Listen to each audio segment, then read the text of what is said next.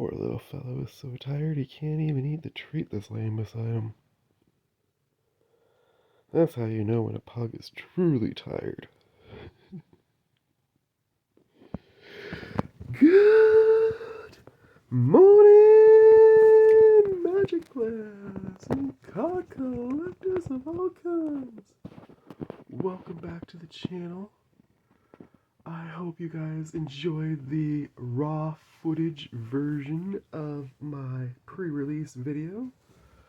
I'm trying to fix my camera stick since I came back from the pre-release. I have one of those ones that like you get to bend and move around, but unfortunately when I move it around and bend it to fit a different pattern, then I lose the shape that I had before. I think I like that though. That doesn't look too bad. Kind of get an angle on some of my decks, plus lots of space on the playmat. The only downside is it going way over the edge of the bed, but we'll just be careful. So, first off, subtle brag. I'm just going to put these here. Yes, in the video that you saw of the raw footage, I had no idea that these were actually fetch lands. I've never pulled a fetch land before in my life, so it was really cool to see those. So I've got my pre-release deck here, I've got the other cards that I pulled here, and I've got the pack that I got for playing here, which we will open at the end. So we'll start with this. For once in a change, I came prepared for pre-release, and I'm going to recommend that people do that from now on. I showed up with 20 of each land. We were lucky and there was land stations available at pre-release last night, so I mean I could have picked up some free lands probably if I wanted to, but I brought my own just in case. So I'll just put those over here. I will have to dig those out of my pre-release deck at some point. But for now, I haven't taken it apart yet because I'm just super excited about how much fun I had playing with it. So these are the other cards that I got and did not add to the deck. The Dog Cleric is really good for mana filtering. I could have put it in that deck. I really didn't have a lot of problems with mana. If anything, my issue while I was playing was having too much mana. I built a 48 card deck and 20 of the cards were mana, and I found that I was flooded at least 2 out of the 7 games that I played. So there was that. Curse Rakshasa, sorry. I'm actually pretty psyched to see how this card plays out in certain decks, mostly because of the renewability. If I'm right, I think you can put those decayed counters on your opponent's creatures. So if you get this thing into the graveyard and then pay the renew cost, you could potentially board wipe somebody, which I think is really neat. They're going to attack you, of course, and probably kill you in the process, but at least you'll help out the rest of the table fighting them back. A couple tokens there. This was my promo card for the actual set, which I think is funny because I definitely went for a Abzan kit, as you saw in the other video. I'll just put that there. I like the artwork of the dragon. So I thought it was really weird that I only pulled I pulled this, which had nothing to do with Abzan. It's Temur and Sultai, but it's a really good enchantment. Whenever I cast an instant or sorcery spell, a person mills 4, and on the other hand, if I pick the other side, I can play lands from my graveyard, which is pretty good. I haven't decided what deck I'm going to put that in yet, but that is probably one of the best enchantments I've seen in a while. I really like the hollowness of it too. Twin Bolt is fun. Equilibrium Adapt is an okay card if you can get the second spell thing to trigger. Channel Dragonfire. I like the Harmonized mechanic, and I like the Omen mechanic. I think both those mechanics are really, really well thought out. Behold is I'm okay with, just because this has a lot of dragons, and I mean, when you set it up properly and build a dragon deck, it's going to be epic. I like this one. I'm building a Cats deck eventually too. That is the the next two decks I'm building are the Spirits deck that I told you guys about for a while now, and then I'm also building a Jetmir Cats deck. Ooh, I didn't notice the extra. Oh, it's not extra. It's just because of the way the text box is. But that's really cool the way the symbol plays off of the text box to make extra art. I don't know if I can get that close enough for you to see it. I like the way it plays off the red. It makes it look like there's an extra like color inside the set symbol. This is a really good one for dealing with the dragons.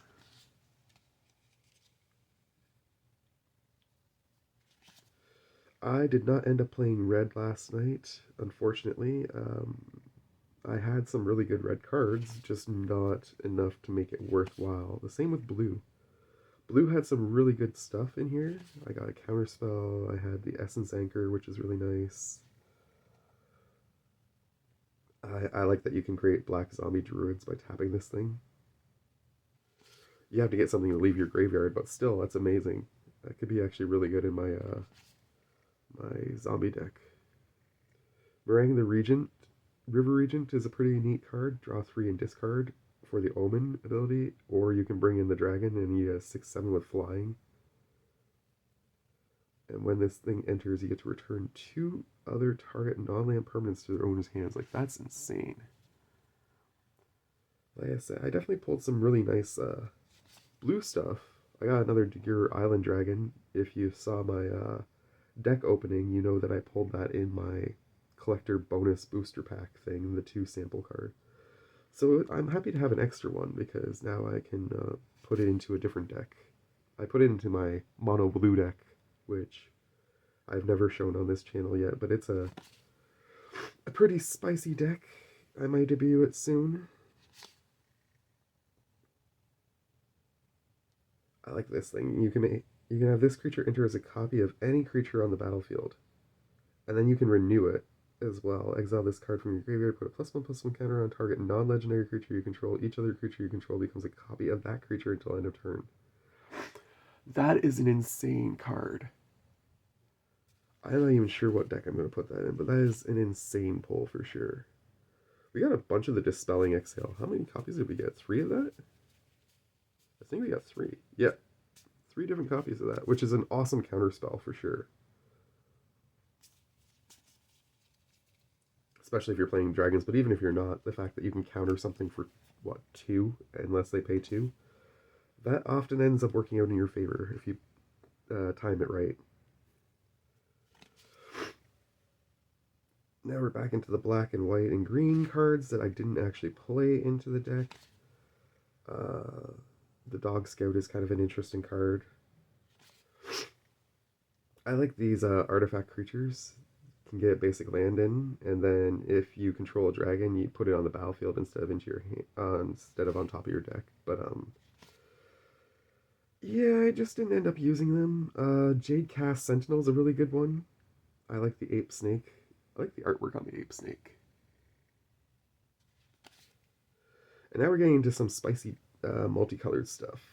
We got a Kiru Goldkeeper, which I'm excited. I wish this was an actual legendary because I would definitely build a commander deck with this. But unfortunately, it's not. Whenever one or more cards leave your graveyard during your turn, you get to create a treasure token. And then you can renew this by paying 2 black, blue, and green to give something 2 +1/+1 counters and a flying counter, which is insane. Lie in Wait is a great card.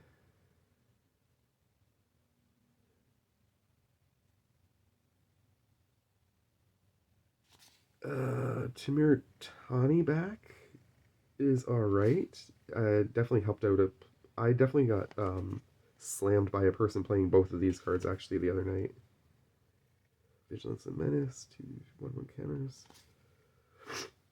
I wanted to play this one, but I didn't have a. I wasn't going to put an extra red in. Unfortunately. This is also a really good dragon. If I was going to play red, I would have put red in just for these 2, probably. Deals 2 damage to any target and you gain 2 life. And if you deal a player damage that way, they discard a card, which is crazy. Life gaining land. an extra First Striker that I had, an extra Death Touch Mobilizer I had. Cruel Truce is not bad. For 4, you get to Surveil 2, draw 2, and lose 2 life, which isn't bad. This thing has Immobilize 1. It's not bad also. It's great because if you, I didn't even consider that last night, but if I would have played that with the Mobilize mechanic in effect, every time my tokens would have got sacrificed. Yeah. Hmm. Good to know. I did not realize that combo was available in my deck as a potential for me last night, but I'm definitely going to be using this card in future decks for sure. Kintree Severance is actually a really neat card, but it just costs too much. I wasn't going to pay. I wasn't sure if I could pull it off in my deck. I actually had 2 copies of it. I probably should have put them both in, but I didn't. Trade Route Envoy is okay, and I like this, Frostcleave Siege. It's another optional enchantment. Whenever one or more creatures deal combat damage to a player, you get to draw a card, and then whenever you creatures you control have +1/+0 and have trample and haste if you pick the other side. So those were the cards that I pulled and did not use last night. I'm just going to put these 2 enchantments together when I set this down. So, with that said, and of course I did not use either of the fetch lands because I was not playing blue. Let's get into the actual deck now, and I'll show you guys. I did reasonably well. I ended up placing 20 out of 29th, which I know doesn't sound great, but my overall record was 4 wins and 4 losses in a total of like 3. I had 3 games. The first one I won 2-0. The next 2 I lost 2-1. So, but in that last game, I was actually so ridiculously close to winning that it actually still bothers me a little bit this morning because I was easily within the top 8 if I would have won. Uh, if I would have went 2-0 in that second game, in that last game, and luck of the draw, I don't know. I can't remember what he pulled. It was a black spell. All I know is it came in clutch and it got rid of my 1 flying blocker that was going to prevent me from losing that game. So this is what I did put in my deck. I put in a Kintree Nurturer. I'm just going to put aside the lands as I go because I want to take them all out and put them back in here for future pre-releases. Kintree Nurturer has lifelink, and when it enters, it endures 1. Endure is an insane mechanic in this deck. I probably should have got rid of this, to be honest. I pay 1, sacrifice a token, draw a card. That card never came up, but if I were smart, I would have taken that out and I would have put the Orc in. That would have made this deck a lot better. This is what made this deck insane, though. This is called Warden of the Grove. It is by far one of the most insane cards Wizards has printed in this set, I think. At the beginning of your end step, you put a +1/+1 counter on this thing. Whenever a non-token creature you control enters, it endures X, where X is the number of counters on this thing. So basically what I was doing is I was putting one of these into play, and then I was letting it go to the end step repeatedly. This would get bigger and bigger and bigger, and then every time I play a new creature, say I play this creature comes in, and I either get to put +1/+1 counters on this equal to the number of +1/+1 counters on this at the time when it came in, or I make a spirit creature that does not have flying, unfortunately, with XX, where X is the number of counters on this thing. That is insane. And the fact that I actually have 2 of them in this deck, so they could build off each other, was beyond belief phenomenal. Rainfall Rejuvenator, did not get to play him during my game very much. I think I got him out once in the last matchup, but it wasn't to accomplish much of anything. It was just because I needed a body on the board. I do like that you can add an amount of green equal to its power, though. So if you can buff this thing, you can actually get a lot of green mana into your pool. Riling Dawnbreaker is an awesome card. Again, Omen mechanic is insane. I had a lot of fun playing Omen. So you get to create the soldier token, then this thing gets shuffled back into your deck. So basically, it's like an adventure that you get to keep replaying as long as you can keep redrawing it, which is awesome. Plus, it's a 3/4 with flying vigilance, and you get to give something +1/+0 at combat, except for this. Rite of Renewal is an amazing card. You get to return up to 2 permanents from your graveyard to your hand. Then you can target another player, or yourself again if you want to, and return shuffle 4 target cards from your graveyard or their graveyard into their library. I have 3 copies of Jungle Hollow in here. I like the artwork on this version of Jungle Hollow. Oop, don't lose it. Forgot, I'm putting down the lands, yes. Okay. Armament Dragon, I have 2 copies of this in my deck as well. It's a 3/4 for 6, which does seem like an expensive go, but in exchange, you get a dragon with flying, and you get to put 3+1/+1 counters on up to 1, 2, or 3 target creatures, distributed how you want. Another Jungle Hollow. So basically, with that card, I was just buffing a bunch of stuff on my board, which is awesome. Nightblade Brigade is probably one of my favorite cards, and this one is a hollow one, so I'm going to show it off a little bit. It has Death Touch Mobilize 1, so when you attack with it, you get to put in a red warrior creature token, which you're going to sacrifice at the end of your turn. And when it comes into play, this thing also surveils 1. That is a lot of value for 3. Bearer of the Glory, you get first strike on your turn with this thing, and you can pay 4 and a white to give everything +1/+1 until end of turn. Piercing Exhale is a solid card. It's another one of those Behold ones, so when I could trigger it, it was great, but most of the time I didn't Behold a Dragon. I just did the other part. This is probably one of my favorite pulls of the night. I'm actually super stoked to try and build a mono black deck using this as my commander, I think. The fact that you can sacrifice a creature and return another creature with mana value X+1 from your graveyard every time you tap this, if you don't attack with it, is crazy fun. And I'm just thinking of all the zombie shenanigans I can pull off with this deck.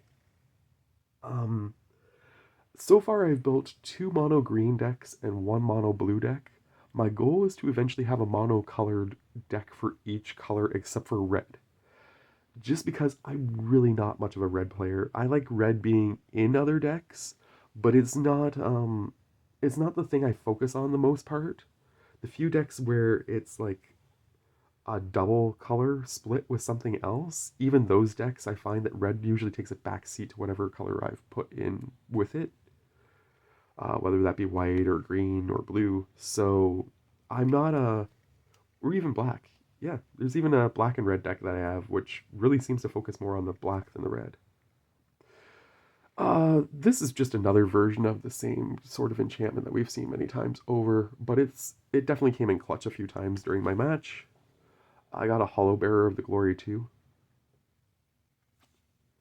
Roamer's Routine is awesome because of the Harmonize ability. So what Harmonize is, which is really nice, is you can tap a creature you control and reduce the cost of this thing by X, where X is that creature's power. So essentially, if you tap a creature with 4 power, you're only going to have to pay green to replay this, which is phenomenal. Couple lands, another Nightblade. Segu Wildling is a funny creature. It lets you search for lands, so that's awesome. You just repeatedly get basic lands out of your deck. Or you can put in a 3/3 with flying and get 3 life. Not bad. That's definitely a keeper for sure.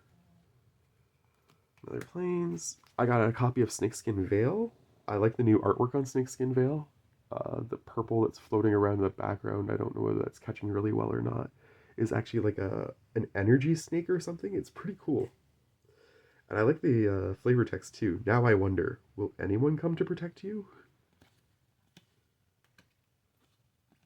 So I had 3 Bearers of Glory and 2 Nightblade Brigades in this deck. I was considering putting another copy of each in here, but ultimately I just had so many other utility cards like this one that I just thought were too good not to put in. This is a Delta Blade Bloodfly, And whenever this thing attacks, if you control a creature with a counter of some sort on it, each opponent loses a life. So I actually won a couple games just by attacking with this and having people lose extra life because they couldn't block the flying. Another Armament Dragon. My only copy of Scoured Barrens, which is awesome and hollow. I love the artwork on that one. I did get a Sandsteep Citadel out of the special pack that they curated for us. If you saw the video, you know what I'm talking about. They had like 5 regular packs and then one special curated pack, which was supposed to just be all your colors, which it was, to be fair. Alicia's Legacy is an awesome card. You get Death Touch and Indestructible until end of turn for 2. If I die today, I will ensure my death is worthy of legend. That is probably one of the best flavor texts in the set right now, I think. It's definitely one of my favorites. Oop, I put that with the lands by accident instead of into my deck. This is a card I was so excited to pull that I actually even made a comment about it while I was pulling it. Vigilance, Reach, Death Touch 1/1. That is going definitely right into my Finn the Fangbearer deck, which I will be previewing on this channel sometime soon. So that is an awesome card. Very, very full of utility in that, and I'm hoping I actually pull a second one at some point in the near future because I would love to have an extra copy of that for some other decks. There's my second Warden of the Grove. Like I say, in Limited, it was an insane deck the way it worked. I know in Commander I won't be able to do the triggers that I was pulling off with this deck, unfortunately, but I think a lot of these cards are going to be amazing in some of my Commander decks as well, so I'm not overly upset about that in any way, shape, or form. Heritage Reclamation is awesome. At instant speed, you can destroy an artifact, an enchantment, or you can exile a card from a graveyard and then you get to draw. This thing is hilarious. A 0/4, a burden shared is a burden lightened. Mardu Proverb. This thing has vigilance, so basically you attack with it, and as long as nobody can kill it, it stays on the battlefield as a blocker for yourself for the next turn. But what's best about this is you get to mobilize 3. So I was getting this out early, and then just overwhelming people by attacking them with the soldiers, essentially. This I never got to play once in the entire 7 games that I played, which is really unfortunate because I was looking forward to getting this out. You get to either put a +1/+1 counter on a creature and draw a card, or you can get a 3/5 for flying Death Touch for 6. And when this thing enters, you get to exile 2 target cards from a single graveyard. Champion of Dusan is a 4/2 with Trample and Renew, another, again, crazy renew ability, which I did trigger a couple times in the game. You get to put a +1/+1 counter and a trample counter on something if you pay the renew cost and exile the card. Teeming Dragonstorm, I did not get to trigger this more than once. I was hoping to get it on and off the battlefield repeatedly, but I just don't have enough dragons in the deck and it didn't work out that way. When it comes into play, you get to create 2 white soldier creatures, and then when you put a dragon into play, you get to put this back into your hand. And then that's the rest of my lands. This is the only full art dragon land that I pulled, but I'm not going to complain about that at all, of course, given that I pulled these bad boys here. I'm so pumped about that. To be honest, I'm seriously considering keeping one of them for myself to put into the only deck that I have where I'm using I have a I'm never going to say this right, so I apologize in advance. A Yami Vital Cradle. I think that's how you say it. The one that makes all your lands forests. It is the only special land that I have, really, other than I have a couple Bajuka Bogs, but I don't have anything like an Urborg or anything like that to go fetch with these. So my plan is to probably keep one for the deck that has the Yami Vita Cradle, and then I'm probably going to sell the other one and just make up the money that I spent on this pre-release event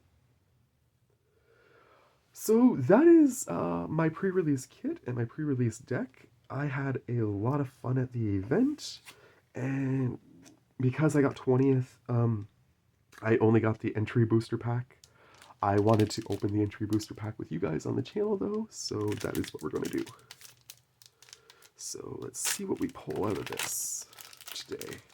Maybe we can get some extra bonus luck. Maybe we get another fetch land. I kind of doubt we'll get another fetch land, but it would be nice.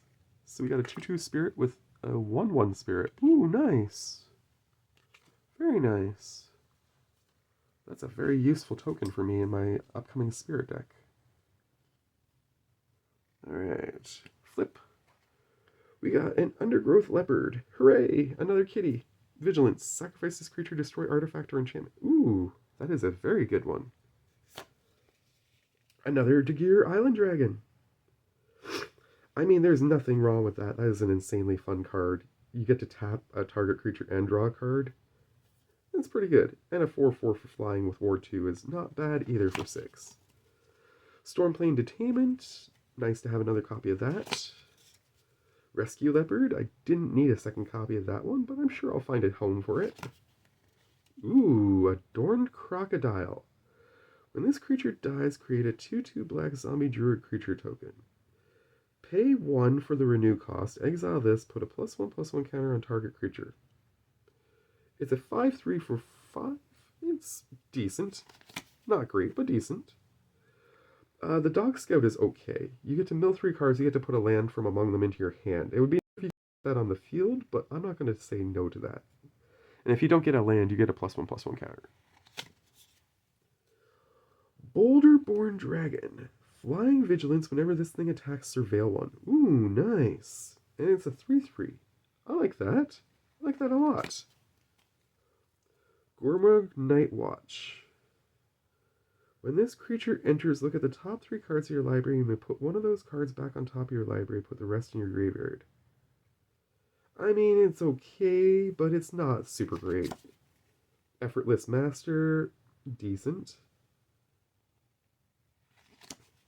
Teeming Dragonstorm, nice to have another copy of that. Kerr Goldkeeper, nice to have another copy of that. Tamir Battlecrier. Orc Ranger, during your turn, spells you cast cost 1 less to cast for each creature you control with power. Ooh, that is nice. That's got a little bit of spice to it. 4/3 for 3. Channel Dragonfire, not bad. And a Plains. No full art fetch land, sadly, but I mean, can I really complain? No, I don't think so.